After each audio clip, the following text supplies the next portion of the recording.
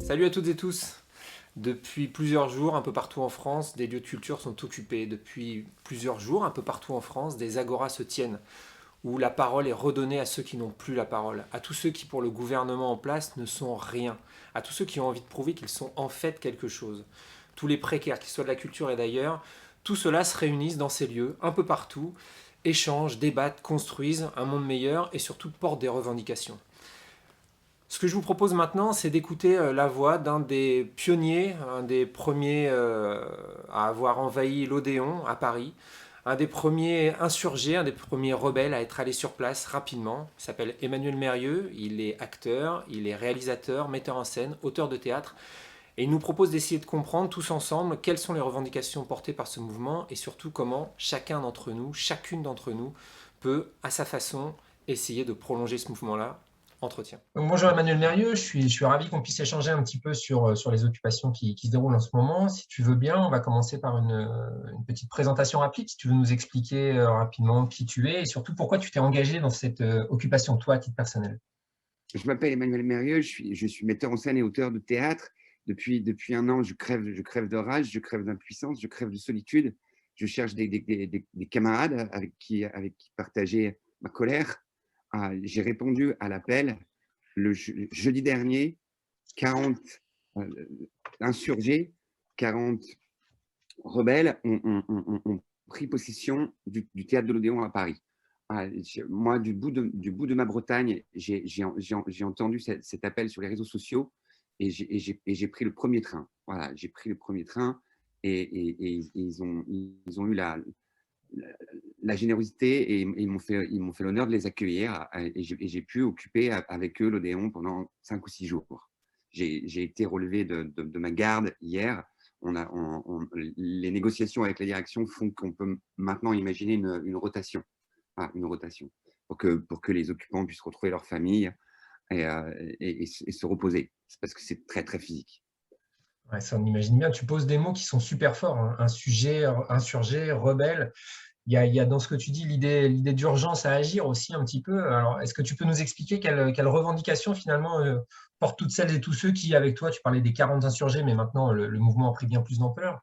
Les revendications de tous ceux qui, un peu partout en France, maintenant, occupent les lieux de culture, mais pas seulement. Alors, les revendications qui sont reprises par tous les occupants maintenant dans plus de 25 théâtres de France, il faut savoir qu'il y a parmi ces occupants des gens comme moi, c'est-à-dire que je ne suis pas syndiqué, par exemple.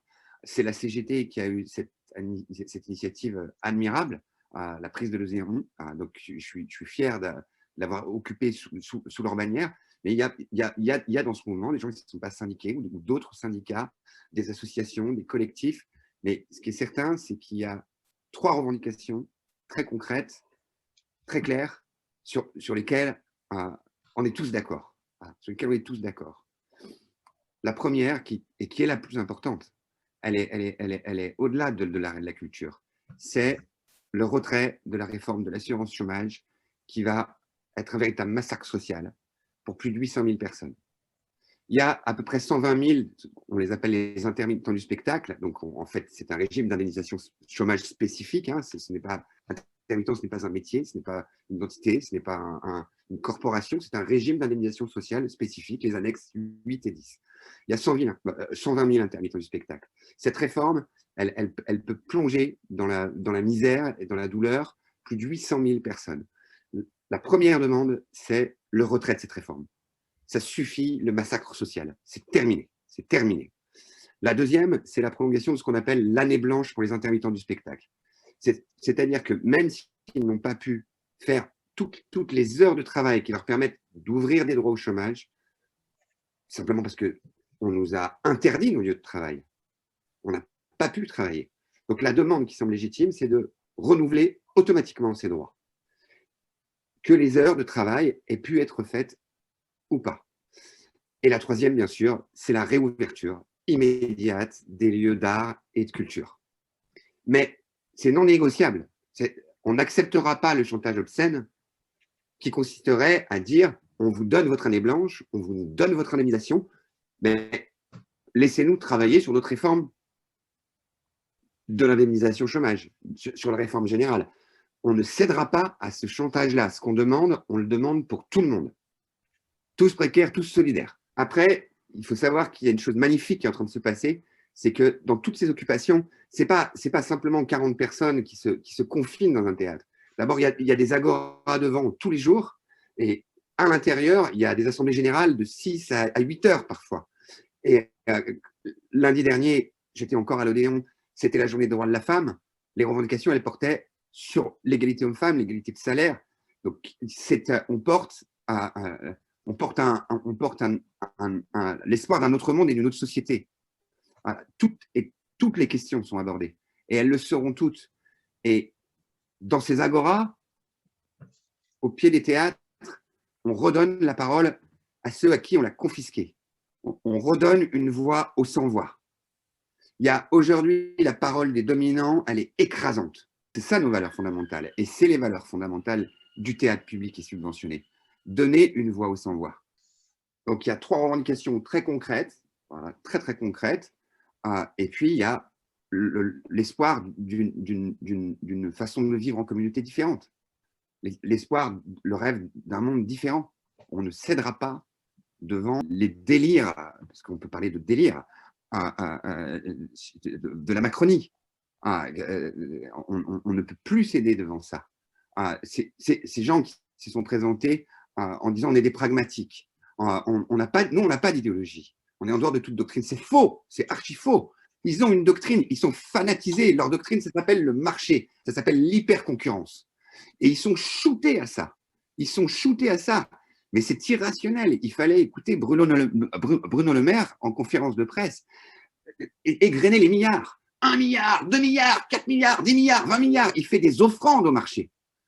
Ils sont dans un délire. Ils sont devenus irrationnels. Et il ne faut pas douter une seule seconde de ça. Leur religion, c'est le libre marché. Et le libre marché, c'est le massacre social. Ce que tu dis, nous, ça nous parle vraiment. Hein. On entend la dimension d'éducation populaire qu'il y a derrière ça. Moi, quand je t'entends parler, je pense à Paulo Freire qui disait que on ne peut pas confisquer la parole des opprimés. On voit que la démarche, elle est vraiment là-dedans. C'est rendre la parole aux opprimés, rendre la parole à ceux qui n'ont plus, rendre la parole à ceux à qui on l'a confisqué depuis trop longtemps. Ouais. C'est vraiment assez extraordinaire et extrêmement enthousiasmant. Et je suis persuadé que tous ceux qui vont regarder cette vidéo, t'écouter, prendre le temps d'analyser ce que tu dis, vont se poser la question de savoir, et moi, à mon niveau, comment est-ce que je peux soutenir, comment est-ce que je peux m'engager éventuellement, comment est-ce que je peux faire grandir ce mouvement? Quel conseil tu pourrais donner là-dessus, toi? Alors, il y a un appel. Voilà, on a passé un appel. Je vais te passer le film qu'on a fait là-dessus. C'est un appel à l'occupation générale, massive, de tous nos lieux de savoir, de tous nos lieux d'art, de tous nos lieux de culture, mais même de tous nos lieux de travail. Donc, l'appel, il est là. Il faut, et on croit en l'efficacité de cette action qui est déjà démontrée. En 48 heures, la ministre de la Culture venait à l'Odéon. En 6 jours, un rendez-vous était obtenu avec le Premier ministre. L'efficacité, elle est démontrée. L'action, elle résonne. L'appel, c'est l'appel à l'occupation massive. Je pense en particulier aux étudiants, aux jeunes, qu'encore une fois, et c'est dans l'histoire de toutes les communautés, on sacrifie et on massacre notre jeunesse. Ça prend plusieurs formes. C'est eux qu'il faut sauver d'abord. Occupez vos facultés, occupez vos amphithéâtres. Ça vous appartient, c'est à vous, ça vous a été confisqué, reprenez-les. C'est un bien public.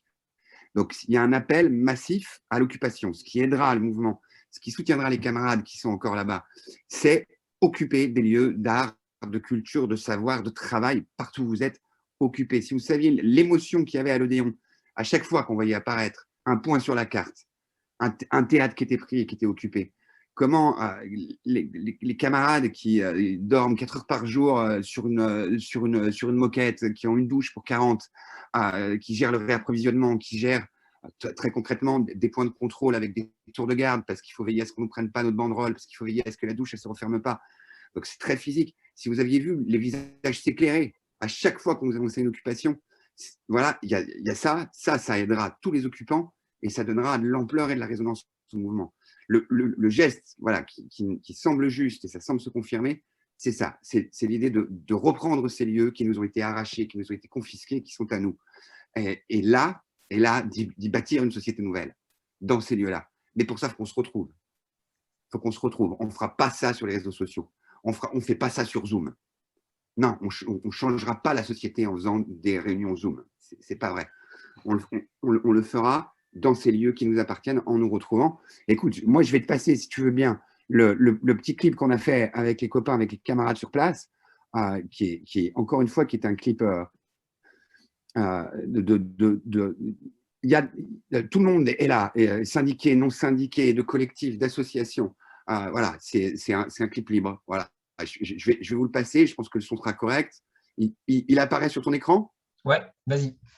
Eh ben, c'est parti. Dans le sillage de l'occupation des ronds-points, nous occupons l'Odéon. Ce théâtre et cette place sont devenus des lieux de rencontre. De rencontres et de partage. Devenus des lieux d'échange. Une tribune quotidienne. Où depuis le 4 mars s'expriment les luttes et les colères. Nous réinventons tous ensemble un service public essentiel. Cette lutte va au-delà des revendications de la culture. Nous exigeons Travail et protection sociale pour toutes et tous. Pour continuer cet élan qui nous porte. Mettons en commun nos expériences et nos outils.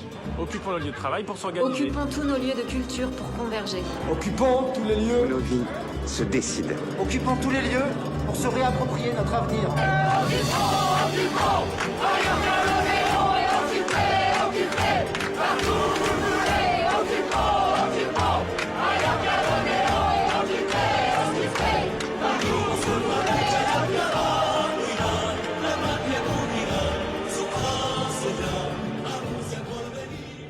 Voilà, ça c'est l'appel de l'Odéon. Voilà ce qu'on peut vous dire.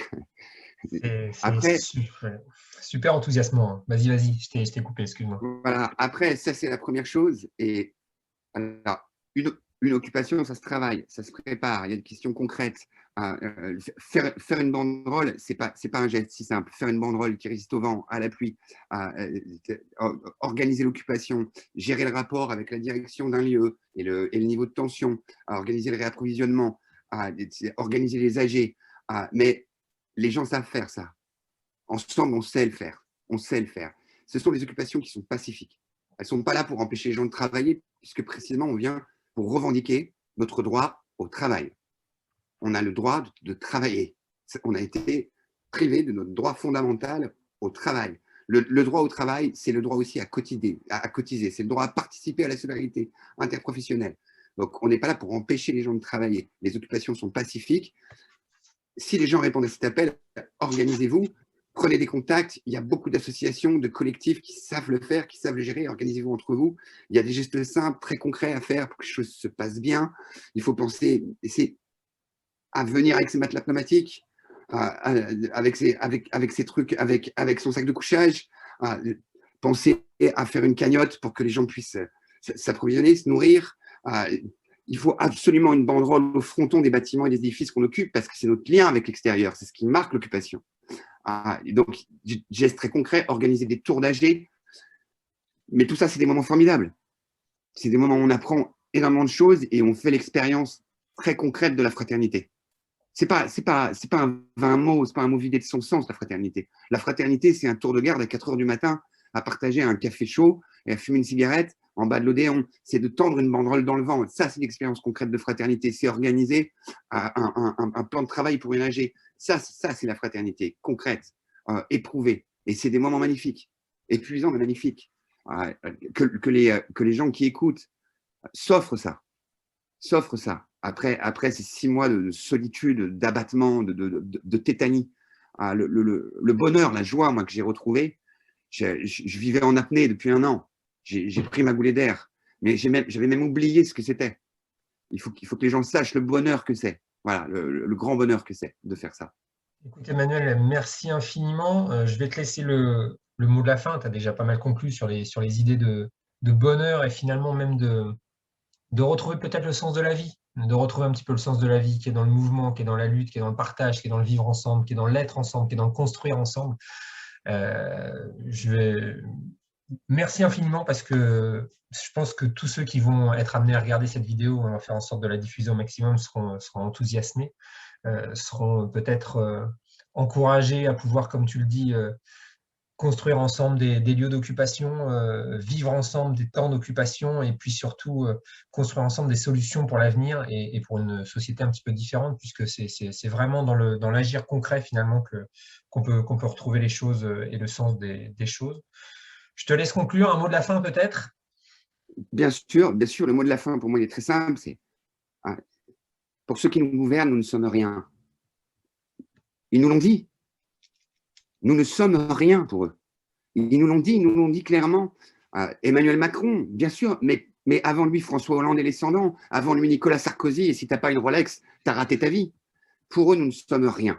Voilà, il faut bien le savoir. Alors, tous les humiliés de la Macronie, et on est de plus en plus nombreux, tous les abandonnés de la Macronie, c'est à eux que je parle. On ne voyage pas en première classe. Voilà, tous ceux qui ne voyagent pas en première classe, si on ne se dresse pas maintenant, ils nous massacreront. Ce sera un massacre social. Ce sont les plus grands adversaires de l'héritage du Conseil de la Résistance. En 80 ans, ce sont les plus grands adversaires.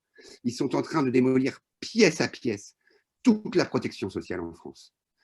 Pièce à pièce, la place de l'art, de la culture, mais même de la spiritualité et de manière générale, de ce qui fait notre humanité. Quand on nous interdit d'aller enterrer nos morts et visiter nos malades. Parce que c'est ce qu'ils ont fait. Il faut se dresser maintenant. Il faut se dresser. Là, le geste qu'on propose, c'est une occupation pacifique de nos lieux qui nous appartiennent, sont nos lieux de travail pour nous retrouver et bâtir une société différente. Où ceux qui ne sont rien seront tout. Écoutez, finalement, on pourrait presque laisser le mot de la fin à Roselyne Bachelot, en disant « Soyons tous inutiles et dangereux pour le libéralisme et la loi du marché ». Alors là, tu me tentes, je te passe le dernier clip que j'ai fait, qui est plus court. Il y en a pour 40 secondes, ce sera bien pour conclure. Ah, vas-y, alors. Je te passe avec cette chère Roselyne. Donc, c'est une dédicace de la part d'un inutile, d'un intermitteux et de quelqu'un qui n'est rien. C'est juste pour elle. L'occupation des lieux de culture n'est pas le bon moyen, c'est inutile. Ces manœuvres sont dangereuses, elles sont dangereuses car elles mettent en menace des lieux patrimoniaux.